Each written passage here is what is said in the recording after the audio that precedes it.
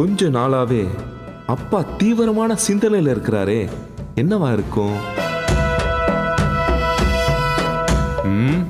அவரிடமே அதை பற்றி கேட்டுவிடலாமே. தந்தையே. என்ன மகனே? சில நாட்களாகவே உங்களை தொடர்ந்து பார்க்கும் போதெல்லாம் என் மனதில் ஒரு கேள்வி குடைந்து கொண்டே இருக்கிறது. அதையும் கேட்டுவிடலாமே என்ற முடிவுக்கே வந்துவிட்டேன். நீ என்ன கேட்க போகிறாய் மகனே? எனக்கு பட்டம் சூட்டி பதவியில் அமர்த்திவிட்டு நீ எப்போது ஓய்வெடுக்கப் போகிறாய் என்று தானே கேட்கப் போகிறாய்? அது தானாகவே நடக்கும் என்று எனக்கு தெரியும். நான் அதை பற்றி கேட்கவில்லை. நீங்கள் சமீப காலமாக எப்பொழுதும் எதை பற்றி தீவிர சிந்தனையில் இருக்கிறீர்கள்? நீங்கள் சரியாக சாப்பிடுவதில்லை, தூங்குவதில்லை, அரசபையை கூட்டுவதும் இல்லை, நகர்வலமும் செல்வதில்லை. ஏன் இந்த பாதிப்பு? ஏன் இந்த மாற்றம் தந்தையே? அதை நீ தெரிந்து கொள்ள வேண்டிய தருணம் வந்துவிட்டது. கேள் மகனே, கேள். உனக்கு பட்டம் சூட்டி அழகு பார்க்கும் என் மகிடாபிஷேக கனவில் மண் விழப் போகிறது.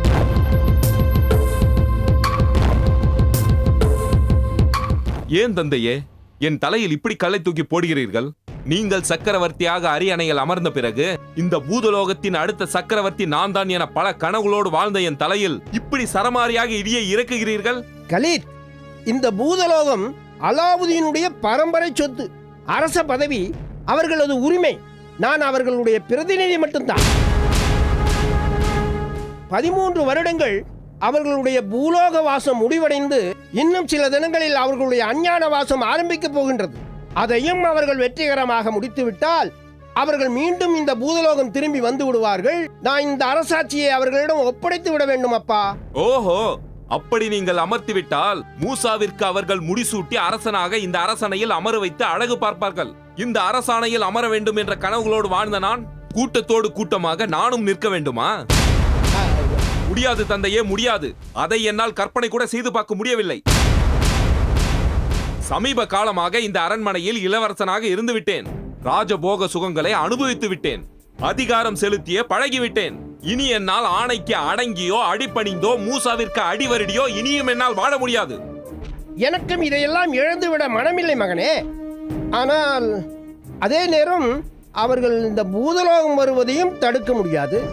அதனால்தான் என்ன செய்யலாம் என்று யோசித்துக் கொண்டிருக்கிறேன். நீங்கள் என்ன வேண்டுமானாலும் யோசியுங்கள், என்ன வேண்டுமானாலும் செய்யுங்கள். ஆனால் முடிவில் இந்த பூதலோகத்தின் மணிமகுடமும் செங்கோலும் என் கைக்கு வந்தாக வேண்டும்.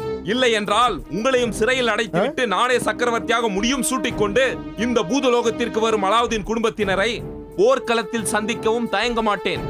வருகிறேன்.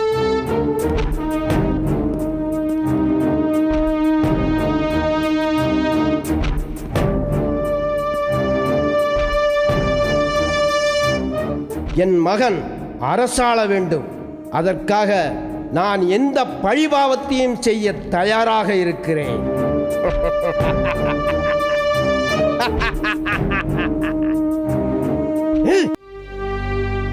மூசா, கிட்னி மோசடியில உதவி கேட்டு வந்த பொண்ணு நிச்சயமா சாட்சி சொல்ல வருவா, என் பொண்ணு விடுதலை ஆயிடுவான்னு மலை போல நம்பிக்கிட்டு இருந்தேன். வர வர என் நம்பிக்கை குறைஞ்சிக்கிட்டே வருது மூசா. எத்தனையோ பேருக்கு என் பொண்ணு கை கொடுத்துருக்கா. ஆனா இன்னைக்கு எல்லாரும் என் பொண்ணை கை விட்டுட்டாங்க மூசா. கவலைப்படாதீங்க அங்கிள். ராஜலட்சுமி அக்கா மாதிரி தைரியமான பொண்ணுங்களுக்கு இந்த மாதிரி சோதனைகள்லாம் வரக்கூடியது தானே. நான் அவங்கள ஜெயில பார்த்தப்போ கொஞ்சம் கூட பயப்படவோ கவலைப்படவோ இல்லை. அதே தைரியத்தோட தான் இருந்தாங்க. யாருமே கை கொடுக்கலனாலும் நிச்சயமா அந்த கடவுள் கை கொடுப்பாரு. இப்ப நாம பார்க்க போற எம்டிபியும் என்ன சொல்லுவாரோன்னு ரொம்ப பயமா இருக்கு. கவலைப்படாதீங்க அங்கிள். எல்லா கதவையுமே தட்டி பார்ப்போம். ஏதாவது ஒண்ணு திறக்காதா முயற்சி பண்ணி பார்ப்போம். மூசா, இந்த நேரத்துல நீ எங்கூட இருந்து இப்படி ஆறுதலா பேசுறது என் மனசுக்கு ரொம்ப தெம்பா இருக்கு மூசா. Uncle sir. வணக்கங்க. வணக்கம் வணக்கம். ஒரு ஃபோன் பண்ணிட்டு ஈவினிங் வீட்டுக்கு வந்திருக்கலாமே. சார், என் பொண்ணு ராஜலட்சுமி விஷயமா உங்ககிட்ட. சார், நீங்கள் ஒன்றும் சொல்ல வேண்டாம் சார். நான் எல்லாத்தையும் கேள்விப்பட்டேன். எனக்கு என்ன சொல்கிறதுனே புரியல. ரொம்ப போல்டான பொண்ணு. உங்கள் பொண்ணோட அதிரடி நடவடிக்கையை பார்த்து நானே கொஞ்சம் மிரண்டு போயிட்டேன். எம்டிபி சார், உங்கள் தயவை நாடி தான் நாங்கள் வந்திருக்கிறோம்.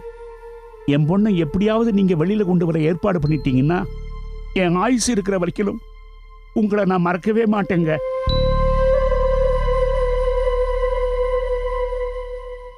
என்ன சார், நீங்களே தயங்குறா போல தெரியுது. இல்லை சார், நான் தயங்கலை, பயப்படவும் இல்லை. நான் இந்த விஷயத்தில் இறங்கி செய்யக்கூடியது எதுவுமே இல்லைன்னு தான் யோசிக்கிறேன்.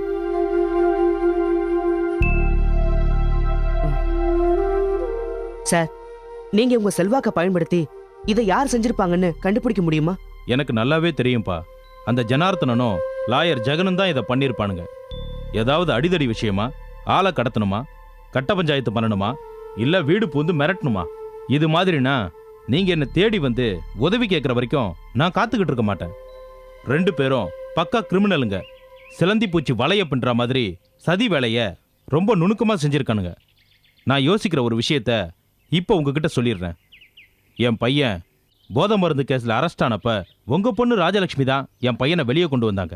இப்போ நான் இதில் தலையிட்டா எனக்கும் ராஜலட்சுமிக்கும் போதை மருந்து கேஸில் சம்பந்தம் இருக்கிற மாதிரி அவனுங்க கேஸை ஸ்ட்ராங் ஆக்கி தசை திருப்பி விட்டுருவானுங்க சார்.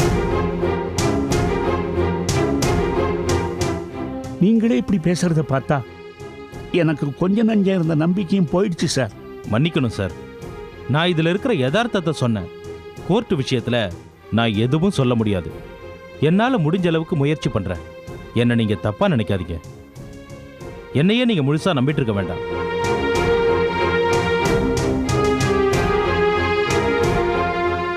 சார்,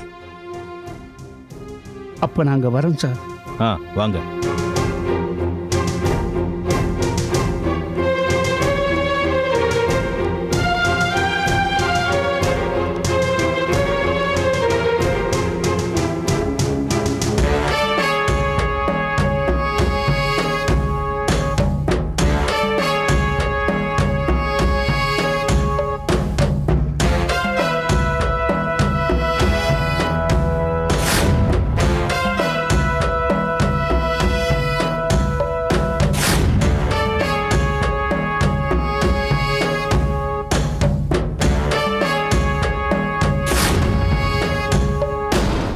ரஹீம், அரசர் இத்தனை நாளாக சும்மா இருந்து விட்டு இப்பொழுது திடீரென்று ஞானோதயம் வந்தது போல் அரசவையை கூட்டியிருக்கிறாரே.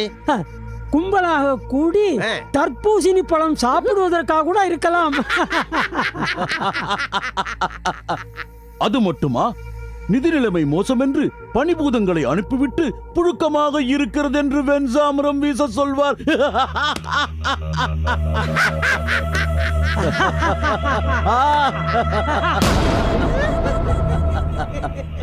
வெஞ்சாமரம் வீச சொல்வதை விட கத்தி வீச சொன்னாலாவது நம்முடைய அனைவரின் மனப்புழுக்கமும் ஒரே நாளில் தீர்ந்துவிடும். அமைச்சர்களே, நிறுத்துங்கள். கரீம் அரசரானதும் காலித் இளவரசராக முடிசூடி கொண்டதும் உங்கள் யாருக்கும் சற்று கூட பிடிக்கவில்லை என்பது தெரிந்த விஷயம்தான்.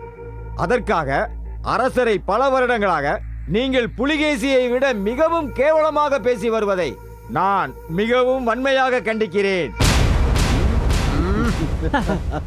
மன்னர் வருகிறார், மன்னர் வருகிறார். மன்னர் வாழ்க, மன்னர் வாழ்க, மன்னர் வாழ்க, மன்னர் வாழ்க, மன்னர் வாழ்க.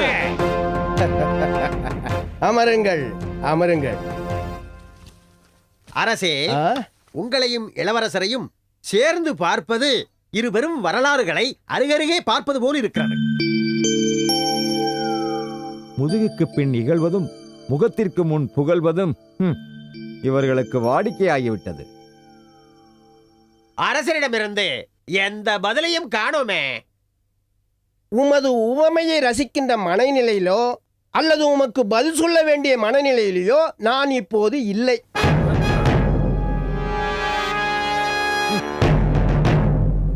ஒரு பொற்காலம் முடிவடைந்து ஒரு போர்க்காலம் துவங்கிவிட்டதாகவே நான் கவலைப்படுகிறேன். ஏன் மன்னா? 13 ஆண்டுகளுக்கு முன்னால் ஒரு பூத விளையாட்டில் மைதீனிடம் தோற்று இந்த பூதலோகத்தை விட்டு பூலோகம் கடத்தப்பட்ட அலாவுதீனும் அவனது குடும்பத்தாரும் அந்த தண்டனையின் இறுதி கட்டமாக 1 வருட அஞ்ஞான வாசத்தை இன்னும் சில நாட்களில் துவங்க இருக்கிறார்கள். இதில் வருத்தப்படுவதற்கு என்ன இருக்கிறது மன்னா? தண்டனை காலம் முடிந்து பூலோகத்திலிருந்து வரப்போகும் சக்கரவர்த்தியையும் அவரது குடும்பத்தையும் வரவேற்க சகல ஏற்பாடுகளையும் செய்வோம். முடியாது, ஒரு காலம் முடியாது. மீண்டும் அவரை வரவேற்கவோ சக்கரவர்த்தியாக ஏற்றுக்கொள்ளவோ ஒரு காலம் முடியாது.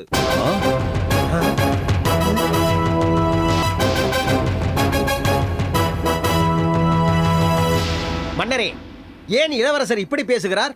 இவர் இளவரசர் அல்லவா? அப்படித்தான் பேசுவார். புரியவில்லையா மன்னா? புரியவில்லை? இந்த அரசருக்கு பின் இளவரசர் தானே அரசராக வேண்டும். எங்கே அது தட்டி போகுமோ என்ற அச்சத்தில் பேசுகிறார்.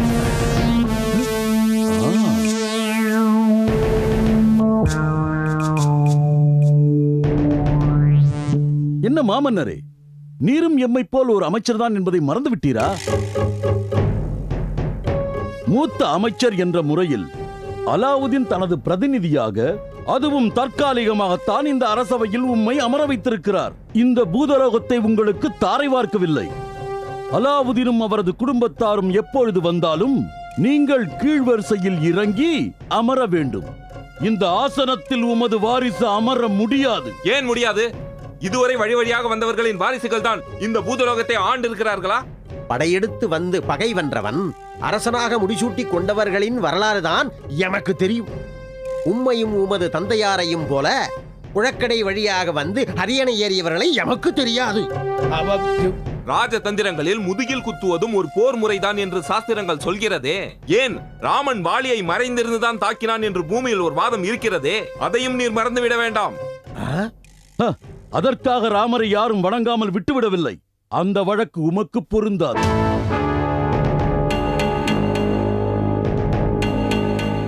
சரி, இதுவரை அலாவுதீனின் வம்சாவளியினர் ஆண்டு வந்த பூதலோகத்தை சிறிது காலம் கரீம் வம்சாவளியினர் ஆண்டு விட்டுத்தான் போட்டுமே. இதில் என்ன தவறு இருக்கிறது? ராமன் ஆண்டாலும் ராவணன் ஆண்டாலும் எமக்கு கூலி கிடைத்தால் போதும் என்ற ஈரபுத்தி எமக்கில்லை. பதவி சுகத்திற்காக இந்த அரியணைக்குரிய பாரம்பரியத்தின் மீது கரிபூச ஒருபோதும் அனுமதிக்க மாட்டேன்.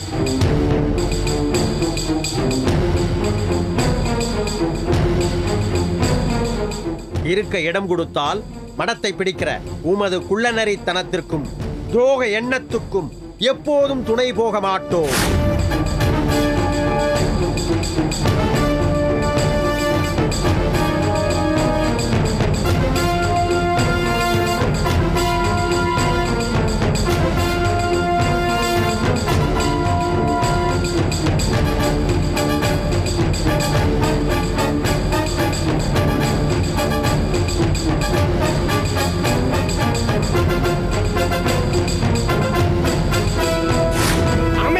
அமைதி, அமைதி!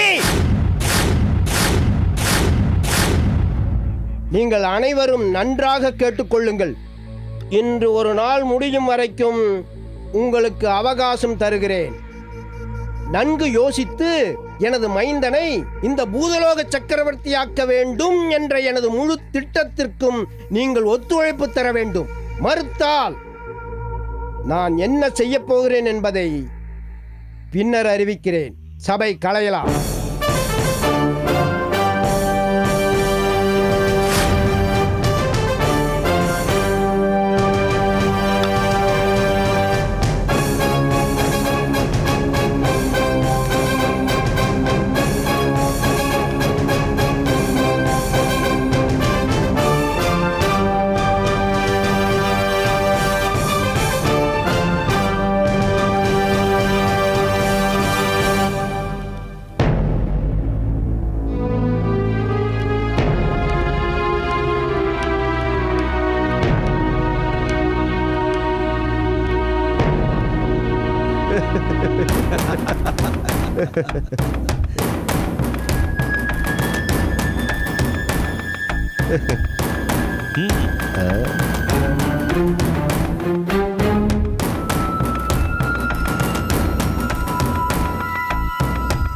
என்ன லாயர் சார், ரொம்ப சந்தோஷமா இருக்கீங்க?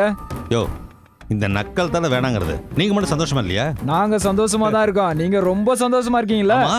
விட்ட தொல்லை அப்படி. சந்தோஷமா இல்லாம எப்படி? இப்பவே நீங்க எவ்வளவு சந்தோஷப்படுறீங்களே, தீர்ப்பை கேட்டீங்கன்னு வச்சுக்கோங்க, ரொம்ப ரொம்ப சந்தோஷப்படுவீங்க. இருந்தாலும் நீங்க சொல்றதை கேட்கறப்போ ரொம்ப சந்தோஷமா இருக்கு. பாத்தியா மூசா, நியாயத்துக்காகவும் நேர்மைக்காகவும் போராடின என் பொண்ணை குற்றவாளின்னு சொல்லி ஜெயில தள்ள பாக்குறாங்க. அவ மனசு என்ன வேதனைப்படும். செய்யறதெல்லாம் செஞ்சுட்டு இன்னைக்கு எகத்தாளமா சிரிக்கிறானுங்க.